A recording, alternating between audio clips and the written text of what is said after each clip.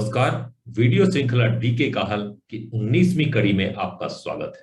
साथियों, फसल की बीमारियों, कीट पतंगों और माइट्स के बारे में जानने के बाद फसल उत्पादन के लिए एक और उभरती चुनौती यानी नेमेटोड के बारे में जानने का समय आ गया है। नेमेटोड एक बहुत ही छोटा, पतला, कृमिनुमा जीव है जो मिट्टी में रहता है। लगभग 90% नेमेटोड मिट्टी के ऊपरी 15 सेंटीमीटर यानी 6 इंच में रहता है, जहां पौधों की जड़ें और अन्य संसाधन भरपूर मात्रा में उपलब्ध होता है। मिट्टी में रहने वाली निमेटोड की कई प्रजातियां हैं, लेकिन सभी हानिकारक नहीं है। नाइट्रोजन चक्र में भी नेमेटोड एक खास भूमिका निभाता है। लेकिन यहां हमारा उद्देश्य उन पौध परजीवी नेमेटोड पर चर्चा करना है जो पिछले कुछ दशकों में एक नई चुनौती बनकर सामने आया है, जिससे फसलों को काफी नुकसान भी होता है। जबकि अधिकांश नेमेटोड मिट्टी में रहता है, वहीं कुछ पत्तेदार नेमेटोड भी होता है जो कई फूलों, सजावटी पौधों और यहां तक कि स्ट्रॉबेरी की पत्तियों और तने को भी प्रभावित करता है। साक्ष्यों से पता चला है कि पौध परजीवी नेमेटोड का प्रकोप लगभग 235 ईसा पूर्व भी गेहूं में हुआ था।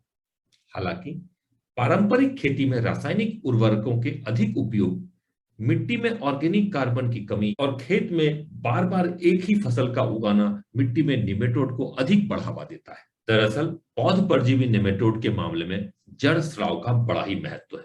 जड़ स्राव में प्रकाश संश्लेषित पौध भोजन का लगभग 20% हिस्सा होने के कारण निमेटोड जड़ों की ओर आकर्षित होता है और इसलिए मोनोकल्चर यानी एकल फसल निमेटोड संक्रमण के प्रमुख कारणों में से एक है।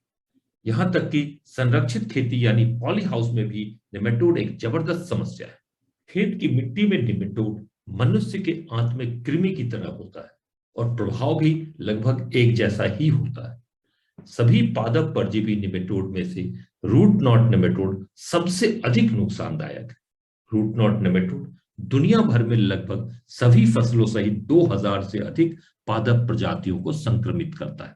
नेमेटोड जड़ों के माध्यम से पौधे में प्रवेश करता है और वहां से अपना भोजन लेता है, जिससे जड़ में सूजन या गांठ बन जाता है। साथ ही जड़ों की काफी शाखाएं भी बन सकती हैं। जड़ों में सूजन और गांठ के कारण पानी और पोषक तत्वों का आवागमन रुक जाता है और पौधों को नुकसान होता है। फसल का अधिक जीवन काल, खेत की रेतीली मिट्टी और फसल के लिए पानी या पोषक तत्वों की कमी नेमेटोड की आबादी को बढ़ाने में काफी मदद करता है। शुरुआत में नेमेटोड के लक्षण को पहचानना थोड़ा मुश्किल है और सामान्य लक्षण पोषक तत्वों की कमी के जैसा होता है, यानी कहीं धीमा विकास और कम उपज, फिर तेजी से चारों ओर फैलता है। टमाटर, बीन्स, शिमला मिर्च, गाजर और बैंगन जैसी फसलें नेमेटोड के लिए काफी संवेदनशील है। नेमेटोड के नियंत्रण के लिए कई नेमेटिसाइड का उपयोग किया जाता है, लेकिन उचित मिट्टी और फसल प्रबंधन द्वारा भी लाभकारी परिणाम सुनिश्चित किया जा सकता है। उदाहरण के लिए शतावरी, स्वीट कॉर्न, ब्रोकोली, ब्रसल्स और सरसों के साथ साथ फसल चक्र करने पर नेमेटोड को काफी हद तक कम किया जा सकता है, जो कि कम हानिकारक हो। सबसे महत्वपूर्ण बात यह है कि एक ही परिवार समूह के फसलों जैसे टमाटर, शिमला मिर्च, बैंगन, आलू आदि को फसल चक्र में लगाने से बचना चाहिए। यह भी सुझाव दिया जाता है कि अगली फसल बोने से पहले संक्रमित पौधे की जड़ों को नष्ट कर दिया जाना चाहिए। साथ ही सहयोगी फसलें जैसे गेंदा, सनई, अरंडी की फलियां आदि को मुख्य फसल के साथ लगाने से भी काफी हद तक मदद मिलता है। सर्दियों की कुछ सब्जियां जैसे सलाद, प्याज, मूली, पत्तेदार साग, हरे मटर, फलियां या सरसों आदि की जल्दी रोपाई, अर्ली प्लांटिंग से नेमेटोड के गंभीर नुकसान से बचा जा सकता है। ऐसा इसलिए क्योंकि सर्दियों के दौरान नेमेटोड गतिविधि कुछ कम, वहीं देर से रोपाई यानी लेट प्लांटिंग काफी हानिकारक होता है। नेमेटोड की समस्या को जानने के लिए मिट्टी की जांच करनी चाहिए। जहां भी उपलब्ध हो प्रतिरोधी किस्मों को अपनाना चाहिए। खेत में गोबर खाद या कंपोस्ट का उपयोग, हरा खाद और गर्मियों के दौरान सौर उपचार करने पर नेमेटोड का स्तर काफी कम हो जाता है। खेत में गोबर खाद या कंपोस्ट के उपयोग से लाभकारी निमेटोड की आबादी में वृद्धि होती है, जो कि हानिकारक परजीवी निमेटोड को नियंत्रित करता है।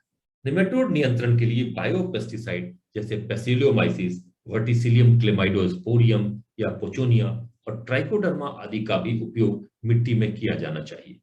जैव उर्वरक एजोटोबैक्टर का मिट्टी में उपयोग जड़ स्राव की समस्या को कम करता है। जिससे नेमेटोड के खिलाफ प्रभावी नियंत्रण में भी मदद मिलता है। नेमेटोड की समस्या को रोकने और खेती की लागत में वृद्धि किए बिना नेमेटोड के खिलाफ प्रभावी सुरक्षा सुनिश्चित करने के लिए एक बार फिर यह सुझाव दिया जाता है कि फसल चक्र, कंपोस्ट खाद, खेत को पड़ती छोड़ने और सौर उपचार आदि को नियमित व्यवहार के रूप में अपनाना होगा।